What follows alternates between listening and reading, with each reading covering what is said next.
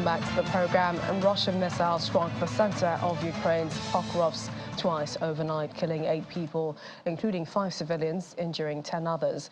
Footage from the town shows firefighters working among streets strewn with rubble, the wreckage of a car and several damaged apartment buildings. A local resident, 75-year-old Lydia, said she was on the phone at the moment of the second blast, which resulted in a curtain and window falling on her, leaving her with cuts. According to Ukrainian officials, 2 rescuers and 1 military person were among the dead. 9 policemen, 1 military were also wounded, but most of the 31 injured are civilians, including a member of the local city council. Meanwhile, Ukrainian President Volodymyr Zelensky has said the Russian missile strikes on the residential building in eastern Ukrainian city of Pokrovsk caused casualties, adding that rescue operation is underway. He wrote on his Telegram channel, quote, "All our services are working on the spot. Unfortunately, we have victims. They are wounded. They are dead. My condolences to the families and friends." He adds that there were 2 missile strikes. As a result of the second missile strike, a member of the state's emergency service, Colonel Andriy Omelchenko, deputy head of the state emergency service in the Donetsk region, was killed in that attack. The Ukrainian Security Service, SBU, says an alleged informant for Russia has been detained in connection to a plot to assassinate Ukrainian President Volodymyr Zelensky. According to the statement from the SBU, the detained woman was not named publicly, but officials say she's a resident of Ochakov in Mykolaiv region and a former saleswoman in a military store. The Ukrainian Security Service said she had been gathering intelligence about Zelensky's planned visit to Mykolaiv at the end of July in order to plan a Russian airstrike to kill the president. However, SBU agents had obtained information about the subversive activities of the suspect, adopted additional security measures foiling the plot. It said that it caught the woman red-handed as she was trying to pass intelligence to the invaders. In monitoring the communications of the woman, the SBU established that she also had the task of identifying the location of electronic warfare systems and warehouses with ammunition of the armed forces. She allegedly traveled around the territory of the district to film the locations of Ukrainian objects. Ukraine's nuclear chief said that international nuclear watchdog experts at the Russian-held Zaporizhzhia nuclear plant had very limited access to the facilities. The head of Ukraine's state nuclear energy company, Petro Kotin, made his comments on the surprise visits to Ukrainian nuclear plant undisclosed for security reasons.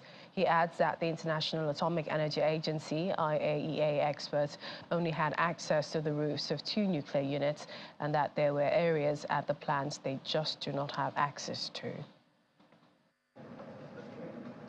And actually, we know, talking about this IAEA experts who are right now located at the plant, they have very limited access. You know, they had access to the roof of 2 units, actually. They never have been allowed to go to other nuclear units. You can go there, or you can insist, please allow me access to there and see what is in there. And also, same situation with different zones at the Zaporizhzhia nuclear power plant. They just do not have access to that.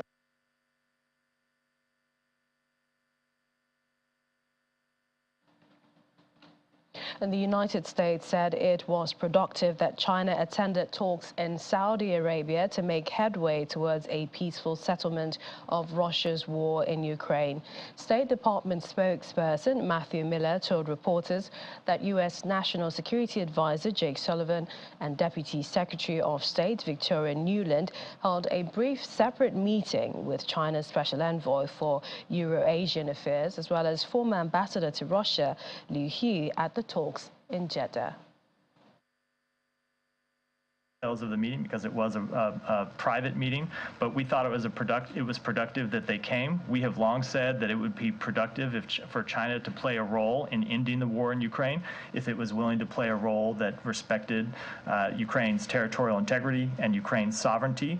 And as I said when I was asked about this a moment ago, we believe it's helpful for countries to attend and hear directly from Ukraine. And I would note that Russia apparently objects to that, because you saw Russia criticizing this meeting over the weekend and criticizing the fact that this meeting was held. So we think it's productive for any country to come and hear directly from Ukraine about the concerns Ukraine has. We think it was productive that China did so. In addition to attending the meeting, Deputy Secretary Nuland and the National Security Advisor held a brief separate meeting with the Chinese Special Envoy.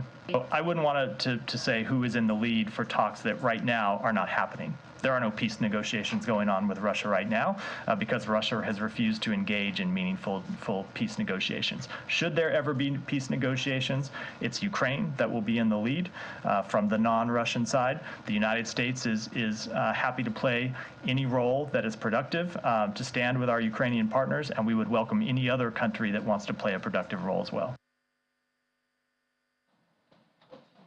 In the meantime, Beijing has praised the talks aimed at finding a formula for peace in Ukraine after a Chinese envoy attended the weekend summit in Saudi Arabia that was slammed by Russia as doomed to fail.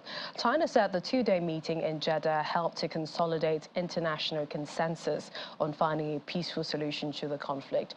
The talks brought together more than 40 nations, including Ukraine, the US, European states, the BRICS group of countries, perhaps none as closely watched as China, Russia's most powerful ally. While the summit yielded little more than a pledge to hold more discussions in the future, Ukraine hailed China's attendance as a diplomatic victory. Beijing had stayed clear of the previous round of talks in Denmark in June, but has deepened ties with Saudi Arabia in recent years. Well, joining me now is Miroslava Gongadze, the VOA's Eastern Europe Bureau Chief in Warsaw. Thanks for joining me, Miroslava. What more can you tell us about the assassination attempt we're hearing on President Zelensky, and that's according to the Ukrainian authorities? I heard what you already have reported, and it's mostly all the information journalists and public has for now. We know that the woman is in custody right now, and she's facing 15 years in prison. However, no, not more. We know that prosecution already presented her with evidence and with charges, and took her to custody. It looks like she was gathering information, as you said, specifically before the visit, President Zelensky visit to the region, and the SBU, the Ukrainian government, is saying that they did preventive measures and arrested this woman. Not more information we have at this point. I guess we will continue to wait for the authorities, but then we also know that the counteroffensive continues with Ukraine, and then there's also Russia. You know, it appears that both countries have stepped up attacks against one another. The problem with the counteroffensive that Ukrainians are facing right now, that Russia already built a very serious defense on the areas that they were occupying. And right now, Ukraine has a very difficult pass to go through, and there are a lot of loss in Ukrainian military right now. So basically, the Russia and Ukraine actually kind of going at each other, and Russia really stepped up their artillery and other offensive operations, and basically right now the whole country at this moment, whole country is under alert, and the Ukrainians, almost 40 million Ukrainians are facing this alert almost daily or 3 times a day. And right now the majority of them are in Kherson region, on the east, in the south, in Donetsk region. But whole country is feeling it, and yes, we are hearing that the Western countries actually kind of lowered their expectations about progress that can be made at the point, and reassessing the situation on the ground and questioning, is it possible actually to make any progress before the change of the season. Everybody is on the Ukrainian side. Everybody is optimistic. However, they are facing a serious challenge. And just recently, the Polish Prime Minister said more Wagner fighters have moved closer to the Polish border, and this has prompted troops being moved to the border area as well. Is there a real threat? What is playing out there? I was at the border last week, and I saw the Prime Minister of Poland and the Defense Minister and others, and President was there as well. Basically, just yesterday, Poland sent additional 1,000 troops to the border. They already sent fighter helicopters and other services, and the border guards are asking for more. That's on the Polish side. On the Lithuanian side as well, Lithuania is talking about possibility of closing the border. The Russian Wagner group started their exercises in Belarus on Monday, and they're using every possible military equipment they have. And the Polish and Lithuanians are really alert about what's going on. The two Belarusian helicopters crossed the border and were intercepted in Poland last week as well. So all this, Poland called it provocation. However, because of that provocation and expected more provocation, Poland and Lithuania are trying to boost their capabilities, defense capabilities on the border. And with all of this threat of closure of the border and you know, this fighting and the security tightening there, doesn't this affect the humanitarian situation? Because I know a number of people have fled Ukraine. Poland has also been one of the countries that's received one of the largest you know, refugees from Ukraine. Yes, but Ukrainians are kind of used to it in some way. There are a lot of lines on the border right now, but majority of them, Ukrainians trying to maybe get some rest outside of the country, get a little bit of peace during the summer season, and Ukrainians are surviving and staying together and united in their fight against Russia. So. Yes, there is obviously humanitarian crisis. Most of it, it's a problem with the delivering of Ukrainian grains to the world, specifically to African countries. Ukraine is warning the world that if they would not be able to deliver grain, then the world can face a serious hunger crisis. I did the story recently on that issue as well. So humanitarian crisis mostly related to the delivering Ukrainian agricultural product to the world.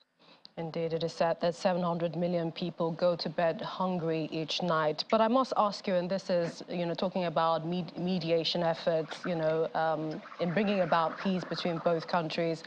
Saudi Arabia's meeting ended.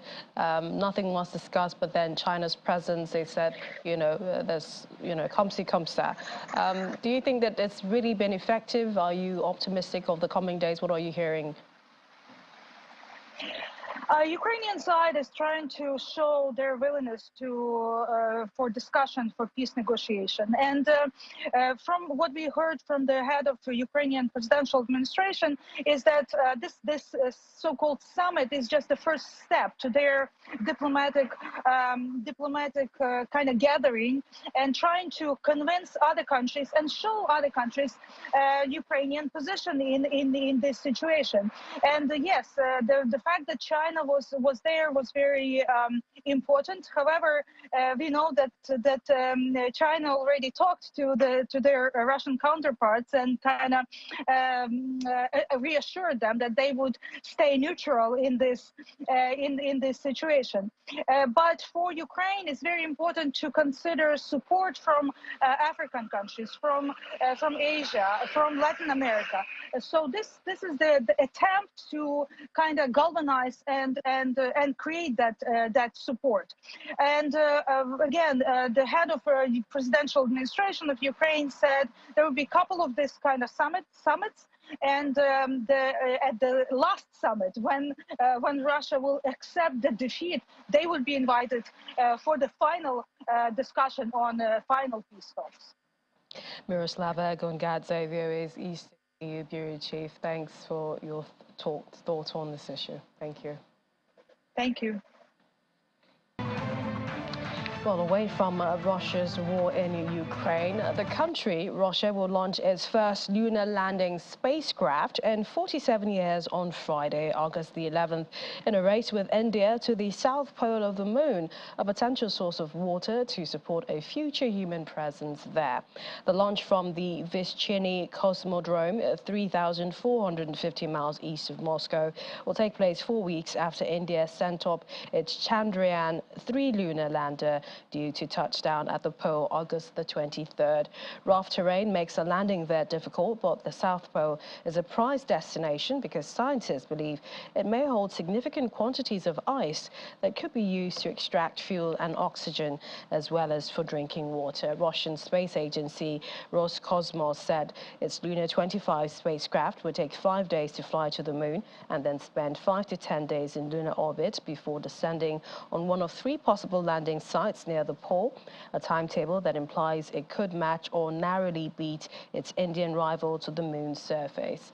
According to local officials, residents of a village in Russia's far east will be evacuated from their homes at 7:30 a.m. on Friday because of a 1 in a million chance that one of the rocket stages that launches Lunar 25 could fall to Earth there.